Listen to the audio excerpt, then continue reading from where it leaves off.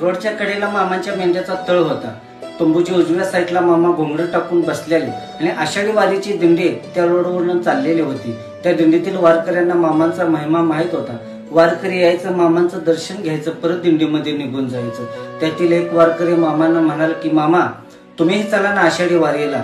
त्यावेळेस बाळूमामा म्हणाले, अरे मीही आलो असतो आषाढी वारीला, पण ते एकट्या पांडुरंगाला माझी बकरी राखायचं होणार नाही, त्यामुळे मला काही येता येणार नाही। त्यातील एक वारकरी मनातल्या मनात बोलू लागला की एवढे मोठं पांडुरंग आणि हा एक तर अडाणी धनगर, लोक देव समजून ह्याच्या पाया पडतात आणि हा बाळूमामा तर जास्तच ज्ञान देतो।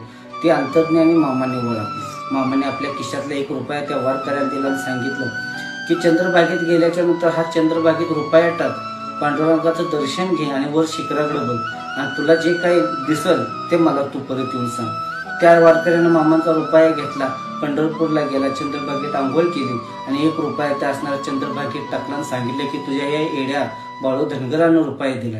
त्या चंद्रभागेनं ते मामांचा असणारा रुपया घेतला आणि ती बोलायला लागली, अरे ज्यावेळेस तुझा श्रीकृष्णाचा अवतार होता त्यावेळेला मला आहेर केलतास, त्यावर आज करतोस काय?